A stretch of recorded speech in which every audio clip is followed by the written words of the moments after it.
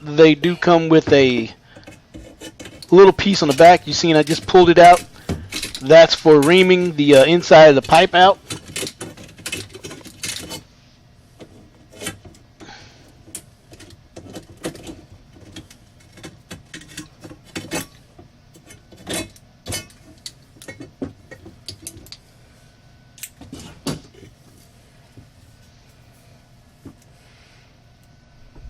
Because usually if you don't ream the inside of the pipe out, there's a little ledge that hangs over. So you want to remove that ledge so that anything going through the pipe doesn't catch it and stick onto it.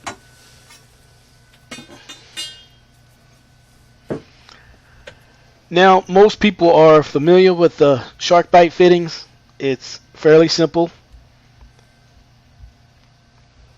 You just want to get the pipe in between the plastic insert and the wall of the sharkbite, so it'll squeeze right down in there where the sharkbite teeth are. And the reason that I'm turning it so that it will go in and line up with the little plastic insert there. Once you turn it, it makes it a little easier. It works it around and works it up in there. And from there, once you get it right, you just kind of push and you'll hear the little click, click, like that. But now what we're going to do is we're going to pull this 90 back off of here. And this time we're going to mark. Okay, now what I'm going to do is I am going to use the sharkbite tool so that I can show you how it actually works.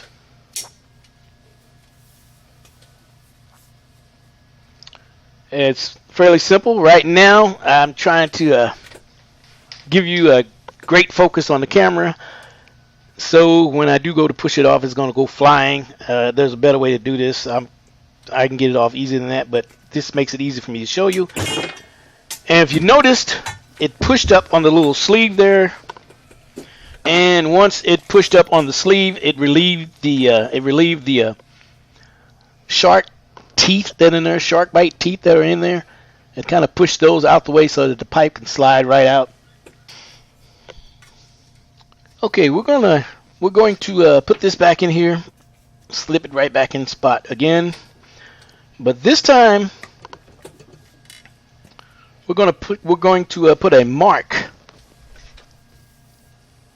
on the end of the shark bite so that we know so we get to determine the depth of how far this needs to be pushed in when we go do the other ones. Okay, so we're going to mark it here, and once we mark it, we're going to pull it back out, and we're going to get our measurement.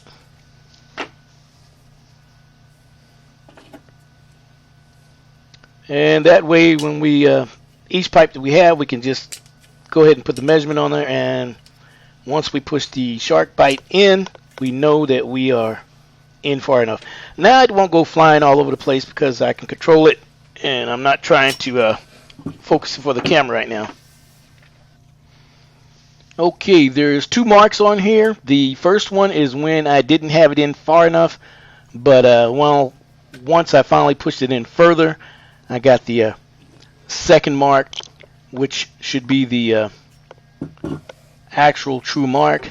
And so we're going to measure it, and right there we see 7/8, about 7/8 right there, 1 inch and 7/8. I know that I'm measuring it from the 3-inch mark, but a lot of us do this out in the field. It makes it a little easier to read rather than trying to go to the end sometimes. Now this should slide right into the second mark, which it did.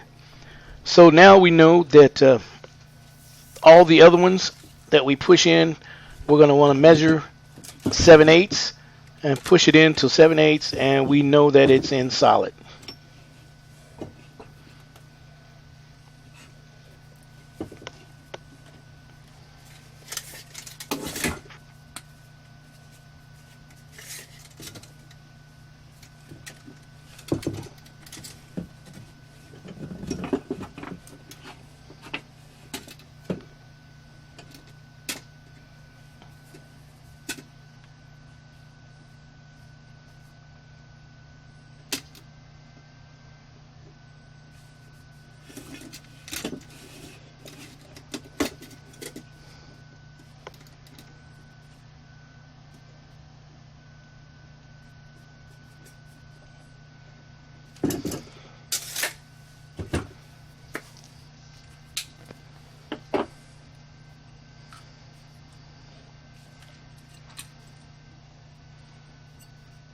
The C and the H.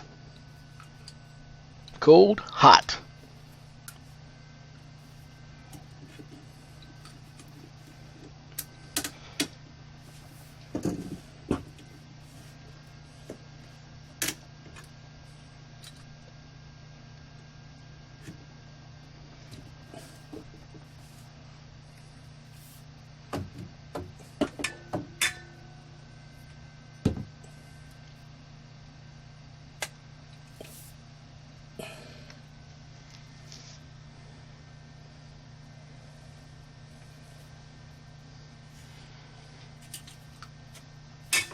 It's really not that hard pushing these in. Okay, well, you see we have it in there. It's a little difficult for me right now because I'm trying to give you a angle shot with the camera.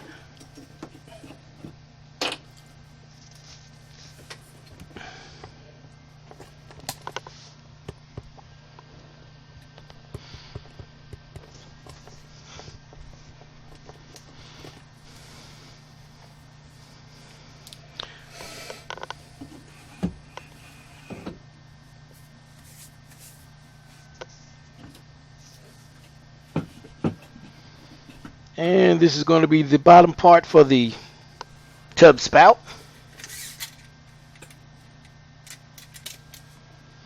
And this is a very important part right here when measuring this, because you don't want to measure it too short to where it would conflict with the escutcheon.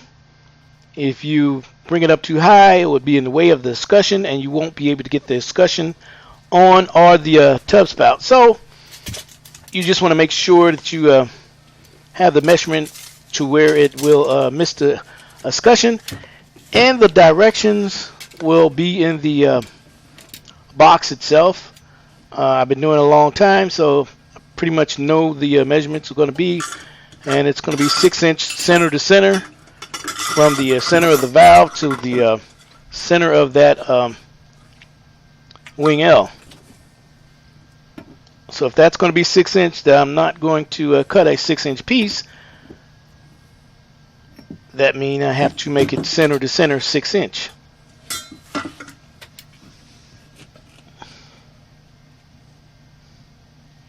So now from there, I will measure the piece in the middle.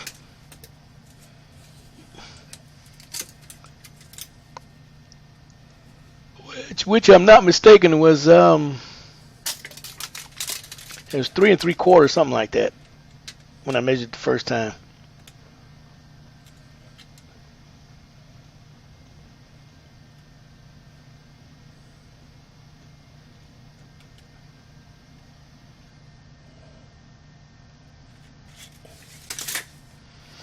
But don't go by my measurements. Please read the directions.